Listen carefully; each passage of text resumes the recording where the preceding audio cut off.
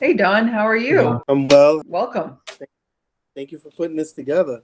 Sure. Tell us a little bit about yourself.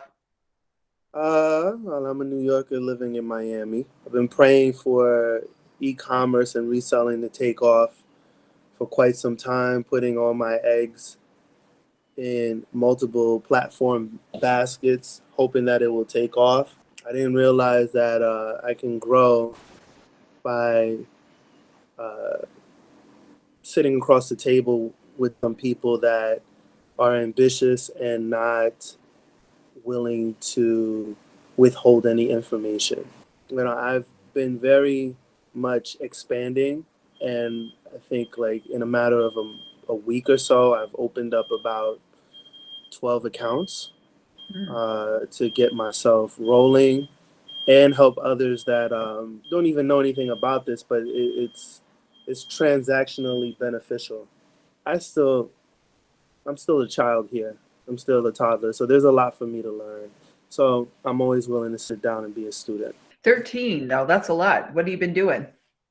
Well, Facebook Marketplace and one Facebook shop. I'm having problems opening up other Facebook shops, but it seems like the path with the least resistance is Facebook Marketplace, even though there's always like a glitch. But when it comes to Amazon, when it comes to Etsy and things like that, eBay, there's a lot of uh, weed whacking to go through in order for me to get the ball rolling. For other people, I guess it would be different, but for me, it's been very much challenging.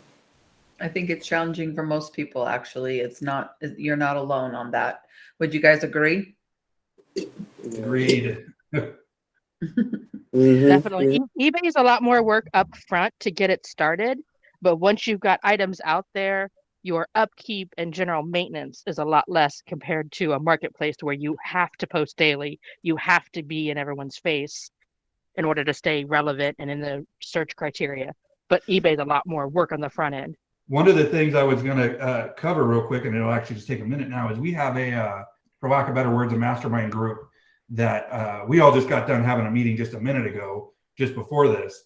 And it's a paid group. It's like $10 a month, but it's focused 100% on finding solutions to problems versus just bringing the problem up. And we're all focused on building our business with a business mindset versus, there's a lot of folks in the main group that are just selling, maybe they're just selling some stuff out of their closet or whatever. But in our online sellers network, it's all focused on improvement and growth. And so we're all part of that. Tish and Nate are both experts. And like I said, Lisa and I both, we run the main group and the other group. If you don't mind sharing, what's your business model? Are you drop shipping? Are you selling I'm items? doing three things: drop shipping, digital downloads, but of course you can't sell that on Facebook. So Sure. I have the printed version of those products, and then also PODs, print on demand products. Sure. Besides digital downloads, but also like T-shirts and baseball caps and things like that. However, when it comes to Facebook, even though I created my own products, the visibility, the algorithms don't seem to appreciate those things. So I've been focusing more on drop shipping. I studied quite a bit, and I'm trying to even reach out to eBay sellers. I mean, I sell on eBay too, but I'm in the same boat as everybody else. I'm limited. I'm capped as to how many products can be listed. Yeah, so those are the three areas. What I really want to expand in, of course, everything, but I believe that digital downloads is the most lucrative out of everything when we're talking about profits. I found interesting is that you mentioned printing those out and having them, because I would just totally wrote off Facebook, right? Mm-hmm. Totally wrote off Facebook for those, but that's a really interesting idea. You mentioned a little bit about reaching out to folks on eBay. So what I do is I drop ship, retail drop ship, and I source almost 100%. Actually, right now it's 100%. I don't source. I source 100% on eBay. I look for obscure items that have a relatively low price point, but you can't just walk into Walmart and buy it. It's a little slower now. Last year obviously was better than it is right now, but I still get daily sales from it. But you had mentioned what were you kind of chatting? You started to go down that route a little bit about something that you were going to do. On eBay. You did not know what you were getting into, but I mean, ideally, I think Tish wants to say something though. She can wait. No, go ahead, Tish. Love you guys. I love you guys. I sell on multiple platforms too, and I find that eBay is my best. I'm not a drop shipper. I solely have product in house. I buy at auctions in bulk and then piecemeal it out or wholesale it out. I find that eBay is best for me for wholesale. And I literally will list one item. You can buy one and I put it at a really, really low price to grab the attention. And then, 10, 20, however many, and using the words wholesale and bulk in the title gets me a lot of traffic. And I sell other things, but that seems to be the most of my sales, where on Facebook, I don't do hardly any wholesale. I can't sell wholesale to save my life on Facebook. But eBay tends to be really well for me wholesale wise. Yeah. That's interesting. Hey, let me introduce you to a couple of people. So Tish, she does a lot of auction stuff. She brings a lot of stuff in and sells it from auctions. Nate does guerrilla marketing. He's super creative. He does things like he makes stickers. He does sandblasting, custom art, things like that for people. And he really has been selling tons of local and until just recently. And then he came up with this idea to do like this bean shoe where he puts a bean in a shoe. And he's been using that as a little shtick to get people to come on and look at his other stuff too. So, you've got a lot of experience here of people. I do drop shipping, but I also do resell, where I go out and I find things and I source them and I turn around and sell them. So I do both. And then of course, Marcus does the drop shipping. So just to kind of introduce everyone to you a little bit. I sold a decal on a shop that has been dormant for about 6 months. And right when we did the shop, when we were getting shops revitalized, I went through the whole process. My commerce manager was restricted. So I went through that whole process of getting it all unrestricted. And then I chased another squirrel, right? I was doing something else. But I spent an hour making one decal last night because I was so rusty. So it was a shop that hadn't had any traffic at all. And I finally sold some on it last night. So that was exciting. So I do decals as well. Kind of. I have about 4 employees right now, VAs out in the Philippines, and I really think that in many ways all of this is guerrilla, right? Like I list a lot of products. Sometimes the products would get hot, and then sometimes they would get cold, and after a while I started doing the background research, right? I started I was just like spitballing everything, seeing what stuck. And then I realized that everyone was doing the same thing. But then, Facebook has a lot of glitches. When I search on Facebook from my phone, from the app on my phone, I'll see that a product that I have was hot, got cold, and someone else is hotter than what I ever was, right? And then I also see that some people are sniping and so forth, which to me, in many ways, doesn't 100% impact what you're doing, because you could have something the same price as somebody else, and they got 200 sales and you got 0 views. So I still don't see the matrix, if you will, as to why certain things go hard, go hot, and then go cold. And so, like, as far as all these methods, I really don't see which one works best. It's good until it no longer works. So, but as far as your models go, I started from nothing, right? I had 0 money, and I lived above a couple of stores in Brooklyn. And I went downstairs and asked for a brochure and listed all their products because I needed my money as liquid as possible, um, so that when if I did dive into a particular product and I couldn't get it off the shelf, I wouldn't have my money just locked in and not be able to, utilize my funds. So experimentally, if something were to be hot, I would love to go and buy it in bulk, buy it at wholesale, and sell it off. But simultaneously, I can't automate that unless I hire some kids from an after school program or something. So, Sure. but all these ideas work when you have those sales, it works, right? But nothing has been forged for me on that level for me to just pre-buy stuff. About your comments about finding products that are hot and then they go cold and then they go hot again. I think part of what's working for me with Bean Shoe is that it's evergreen product, and that's something Marcus has talked about, and it's something Alex and I have talked about, which is a product that kind of spans that the whole year round. It can always be bought, it can always be sought after. So with Bean Shoe, what I'm selling is actually an experience, and it's using emotions and connecting with people to sell my product. That really the product in of itself is completely ridiculous and worthless.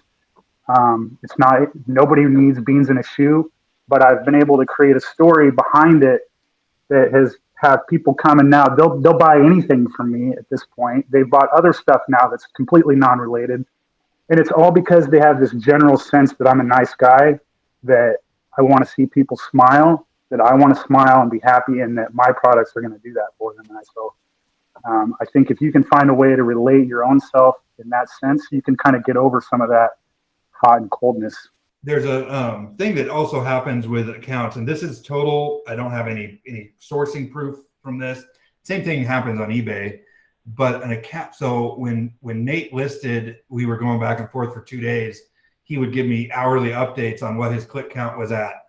Right. So he listed this ridiculous picture of a boot with a piece of ham in it, and his clicks started going up from 100, 200, 500, 1,000. What's your click count on the original? I don't remember with the original, but it was up into like almost 30,000 in a week. Sure. Yeah. And so, Bean Croc actually has done better, but where Bean Shoe didn't sell the original Bean boot, and I think it had to do a lot with like shipping weight of a boot. Like it was huge and it weighed a lot, but now I've moved it onto a children's size Croc, and the Croc weighs almost nothing. So it's really worked out. So yeah, 30,000 clicks, which no sales conversions on Bean boot, but it provided the intel that I needed to scale down the shoe and like make some adjustments. And I'm talking to another member in our group you may meet. His name's Alex, and he's really knowledgeable. And I took some of his advice and I changed my listing around a little, and now I've actually got sales conversions. So I'm proving that people will buy this ridiculous thing, and it's working out. And it also starts tagging his profile to where, just like on eBay, you get that weighted score. We don't see it, right? It's on the back end. But if you have a profile that sells or even starts to get traction, it starts to get traffic, then that profile gets weighted more, and it's just a snowball effect. So as Facebook starts seeing, this is an item that people are interacting with, they're sending messages, he's responding back to those messages. Let's expand let's give a little bit more of a width on who we show that to, and more and more and more and more. And I see that happen with my own stuff, that when I'm selling, that's kind of why we get this like, good times are good, bad times are bad, because our profiles get scored differently. Same thing happens in just on your content, just as a content creator. If you post a post out there, and if you get like a bunch of views right at the beginning, well, then they'll show it to a little bit bigger audience, and that's how stuff goes viral. And then once it starts to get some traction, then it starts kind of a life of its own. And I found that with my items as well, that if I have a good number of items that are selling well, then my overall all my other items start getting more and more traffic. And so I'll do things like a loss leader. I'll find an item that, it's not real risky. Maybe it's a $10 item or whatever, but I'll sell it to where I break even. I don't actually go into a loss leader, but I'll sell it to where I break even after my VA costs and everything, just to get some sales going. Because then Facebook doesn't know how much money I'm making. They don't know that. All they know is my sales price, right? What their fee is. That's all they care about. And that my profile is a profile that people want to buy from. So they don't want to send traffic to a profile that doesn't sell, because that's a poor user experience for the user. So I'll purposely set an item that I know is probably going to be a good seller at cost, just to get some traction going. And I'll notice that my overall score will start to go up. Score that I don't. When you say score, what are you referring to? Say that again. When you're saying score, what are you referring to? A term that I've applied to how Facebook ranks our profiles. So we have a commerce profile, and then if you're doing shops, you have a shop profile, right? You have the business page and the shop. And so this is just my belief. I don't have any, although there is documentation for content creators on how posts get traction and get more views and likes and all that kind of stuff. So I'm using that. It would be safe to assume that model is also applied to our profile. So the MLM guys, the guys that do really, really good on MLM stuff, multi-level marketing, selling the Avon and all that kind of stuff. Mm-hmm. There's a lot of stuff out there about grooming your profile.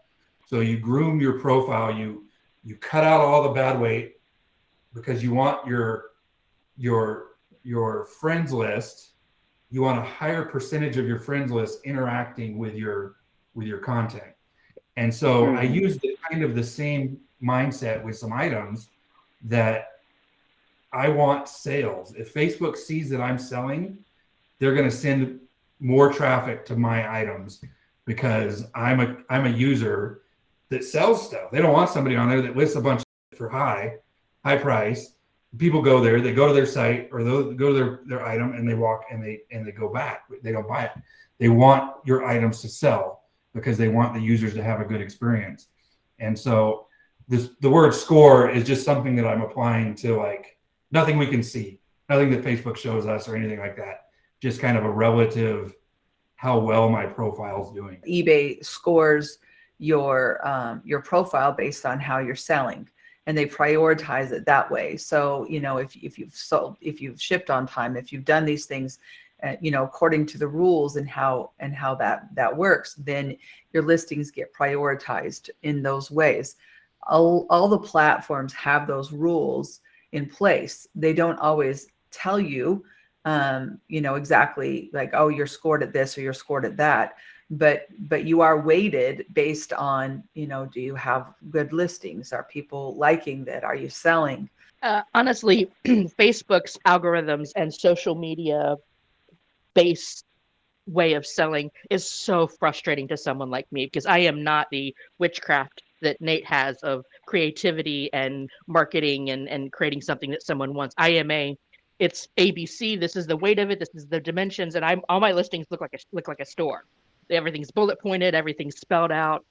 And eBay, their ratings are based on what you're doing, not so much how much traction, but of what you've done, whether it's 1 sale, 5 sales, or 100 sales. Are you meeting criteria? Are you shipping the things? Do you have a good rating? Are they this? So to me, if you do good business, whether it's small amount or 500 a day, you can get rated. I'm technically rated a top rated seller, only I don't ship my things in one day. So I don't have the cute little star, but I get all the other benefits of being a top rated seller. And I only sell on eBay maybe 4 to 5 items a week. So, but let's not forget that Facebook is a social media platform first. Yep. They sell second.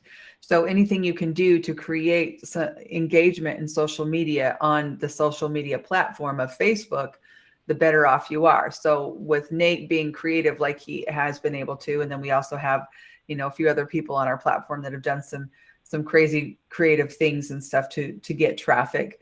That's one way to help boost your platform and your profile to be able to get seen. Strategically, you guys are touching on something that I had tried to do way back in the days, but I think it's frowned upon. But I had a couple of products that I reached out to family and friends, and I told them I need them to buy it. When I told them to buy it, it was strategic in how they found the product. I couldn't just send them the link, and I couldn't just tell them to do a search exactly for that particular product. So it was influence at the time, which I was basically saying, hey, 20 people, 30 people that are my friends, or 10 people that are my friends, I need you to buy this product, and I'm going to pay for it. Although a lot of my friends and family were willing to pay for it anyway because it was only like $5, $10. But I was guaranteeing that, hey, looking for incense, my product is 13 pages in or 5 pages in because it's not at the top tier, or there are similar products getting a lot more traction. I needed them to go through everything and then choose a particular product and then write a review for that product, which I learned that technique off of someone who was making Amazon YouTube videos. And I kind of abandoned that because Amazon gave me a lot of problems. But that is something that could be applicable to eBay and could be applicable to Facebook, so long as you keep the conversation and the connections away from that social media platform. If they see it, probably frown upon that stuff. I see what you guys are talking about, lowering the prices, and I know one person, he purposely does two things. One, he'll do that to get traction, and then he'll tick it up, or how Facebook will send you messages saying that this particular item has gotten a lot of views, or a lot of people have checked it off in their shopping cart or something of that nature. He'll play with the price because these people get notifications every time that there's a price change. So just to, do some recon work and get them to come back, he'll reach out to them. But one thing that I try to do is I like repeat customers. So I set up a newsletter, and I put in all my descriptions links to the Shopify stores and things like that, in order for people to be enticed to find me again. And I do believe that no matter what there needs to be some kind of theme, because if someone likes, for example, I don't know, an AirPod case that I have, they want to buy it. If they're looking for a different color, they might click on your profile, right, and look for similar products. But if you got a kitchen sink in there and a toilet bowl and then an iPad thing, that to me dissuades them from perusing through your account still. I definitely see what you're saying by, if you're selling something and getting traction, yeah, on the back end, someone might like other products that you sell. And if they don't have some kind of theme or correlation, they're just going to fly out of there. Especially on Facebook shops. I do have a general merchandise shop. That's the one that's selling right now, but it's not by design. It's just kind of happened. But that's what shops are really designed for, is having that niched down and then having that interaction. Facebook is a strange beast, because you'll get the same item, and that's that's where I really think that they have a weighting mechanism for profiles and stuff like that, because you'll have same items, same cost, same descriptions, all kinds of stuff, but you'll have one profile that sells really, really well and another profile that doesn't. And so what are they doing differently? And that's sometimes the hard thing to figure out. And that's the snowball effect. Once your shop starts selling well, it continues to sell well and sells better and better and better. Most of what I sell on Marketplace is just random stuff, but shops I try to niche. I do try to niche it down some. Have you? I was curious. You had mentioned that you do some POD stuff. Do you do any POD on Facebook? I did, and in the early stages, I used some POD websites that were taking huge profits. I forgot the name of them, but like Red. Yeah, something. Printify and those.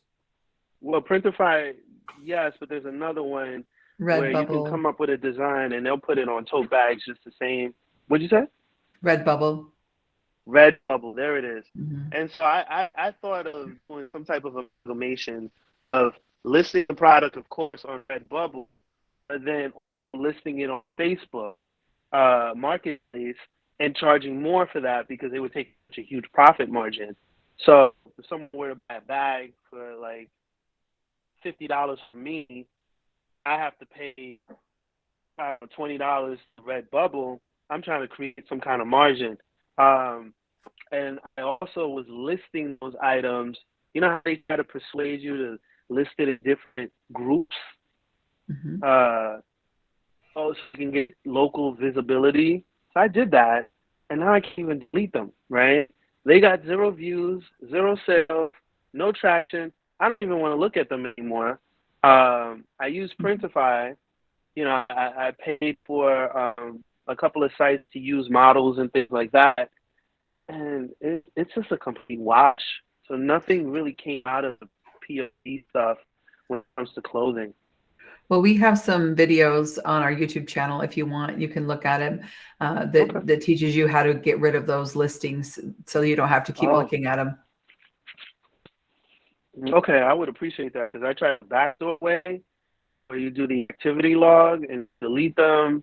You try to delete them from your phone versus deleting them on your computer the normal way. They will go down as deleted, and then a refresh shows that it came right back. You know. You probably need to delete them off the group first, and then you can delete them. Which is a pain when you've posted them on 20 different groups or plus, you know. But you have to go on each group and you have to take them off, and then you have to go in and delete it. Yeah, that's what I think I have to do in the deep. You know, it's been 6 months. It's been a year. You have to go look for your post. Oh, you don't have to look for it. You just click on it, and then you go down to it, and it'll tell you what platform it's on. You click on the platform, it goes straight to your post, and then you can delete it right there. And then you go back to that, and then it goes to the next one. Who else is on it? You click on it, you delete it, and you just keep doing it until it's no longer there, and it's just the plain listing. Then you can go back and delete it the other way that you know to do it. But it takes both to be able to do it. It's frustrating. It's tedious. Yeah, I don't want to see them anymore. And I think like at one point, I think it was all about listing, and then a lot of people, you know, combed their accounts. They're not just listing stuff. They're very strategic as to what they keep on, what they take off, and I don't want those products on my account anymore. I think they have some type of impact. We need someone at Facebook to tell us a lot of things. I have a question. Who's had a grade buy option and that fixed? I have an account. So I have one account that was doing very well, and then of course there was that glitch. And when you know, like they shut down the account, review, and when they turned it back on, I can sell, but the buy option, the now blue button, disappeared. And people were visiting my account and saying that they couldn't buy it, and I didn't know what they were talking about until I visited that shop or that Facebook account, I should say, that marketplace account from another account, and I saw buy now option was grayed out. It's grayed out. We get that report sometimes, or we get somebody commenting about that. There are actually 9 times out of 10 it ends up being the buyer that's having the issue, but you verify that wasn't the case, and it typically has to get resolved. Lisa, I haven't had to deal with this very much, so maybe correct me, but it typically gets resolved through the support, right? Right. So yeah, you just have to let support know. I just sent in the chat. I don't know if you've seen our magic form that we have that it's kind of a backdoor form. A lot of it's not too secret or anything anymore. Everybody knows about it. I just posted it in the chat, our FAQ on how to use it. So I don't know if you've ever used that form before, but that one, if I get anything that ever happens, it gets resolved by using that form, and usually fairly quickly. At the most, a couple of days sometimes. That one works pretty well. Yeah, so I had to use that form actually last week because, it was when I entered my bank account wrong. Remember we were talking about that? Yeah. We got a human on the first go around.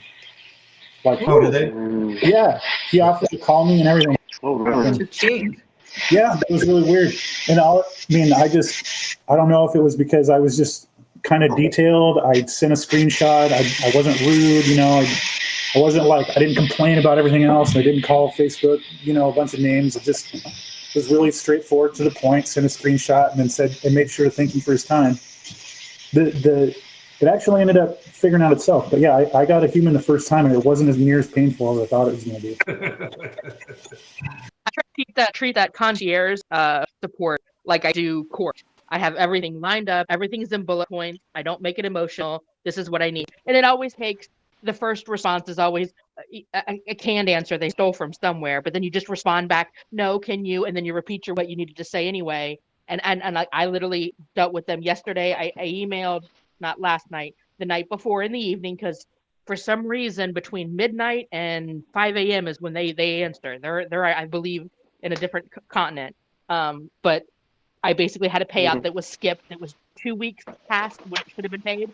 And I got the first, they should be paid in 5 days. They should have been this. And I'm like, no.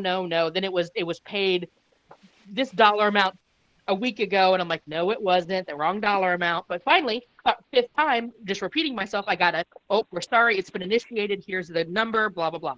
So, I mean, it's not a miracle, but it's just, if you lay everything out what you need, after 2 or 3 replies, you'll eventually get an answer, unless you're Nate with his magic can get an answer the first time. Right. Usually it takes a little more than 2 or 3 times, but you have to be consistent and keep at it and not give up on it. That's why we made the video, because people think you could just do it. It's a one and done thing. It's not a one and done thing. The magic comes from the work that you put into it to make it happen. They have only so many, I can't remember the statistics. I don't know if you do, Marcus, how many employees they have for the amount of people that they have calling in. And it's like they have to do like 600 support tickets in a day or something like that. I don't remember the numbers, but it's a huge amount. They're completely understaffed when it comes to customer support over there. Another tip is I try to treat it like I'm either talking to a toddler or a CEO of a major multinational company. Very simple words and one request per email. Like, so if you're trying to fix a payment issue, don't try to fix a payment issue and a locked out of account issue. Just do one, even if you got to do multiple emails, do one issue, because otherwise it just gets missed and and then you get frustrated because they're not, hearing what you have to say. Like you're talking to a CEO or a toddler. One request. It can only handle one request at a time. One thing at a time. That's right. You guys feel good about today? You guys have any other questions that maybe we could help out with before we end today? How often do you guys do this? We're going to do it once a month for the group. And then our OSN, sorry, Lisa, I cut you. No, go ahead. Our OSN group, we do weekly. Yeah. We have a and weekly. And that's $10 a month, you said? $10 a month. Yeah, it's $10 a month to be part of the group. And we cover different topics, and then we do just open Q&A. And then we also have a dedicated group for that the rules aren't as strict. So in the main group, we have to keep certain rules, like you can't post links, because it gets out of control, with 12,000 people. But in our paid group, it's a lot more personal. We try to have a theme that we're working on, but most folks come for the weekly meetings that we have. So when we try to we're going over something for like 5 or 10 minutes, it's kind of part of the theme, but the rest of it is open Q&A. Well, that'd be something that I'd probably be interested in, because there's a lot of trollers on these platforms, and there's a lot of VAs that are just hounding and using that to circumnavigate to, you know. So I'm not there for that. You know, I have a question, and instead of getting a question answered, I'm getting something completely irrelevant, a complete digression. I don't want to get into that. If you find that on our platform, would you please report it to the admins so that we can delete it? We don't tolerate that at all. In fact, we have 6 people moderating the board at all times, and we have a full-time chat that's constantly going, check this, look at this, is this okay? Everything is pre-approved before it's posted on that group anymore, because it's gotten so big. But there are still people that try and infiltrate with garbage, and we do everything we can to try and keep it out. And we try to make it as positive as possible. We don't allow Facebook bashing. We can't have any kind of swearing or any swearing acronyms. It's a very, very clean platform, and it's there specifically for people to learn from each other and to help each other. So if you find anything on this platform that you feel like is questionable, please feel free to send us a note, or just click the link to send to the admins, report to the admins, and we will take care of it right away. All right. Well, we're going to get ready to sign off, you guys. And thank you so much for coming. And if you guys have any questions, feel free to contact us. Just so you know, Don, Nate, and Tish are here also. They're some of our group experts, and they're super helpful and amazing people too. So I'll friend request you guys too. Awesome. Sounds awesome. Okay. Thanks, guys. I'll talk to you later. Thanks for joining us. Nice to meet you. Bye-bye. All right. Bye-bye.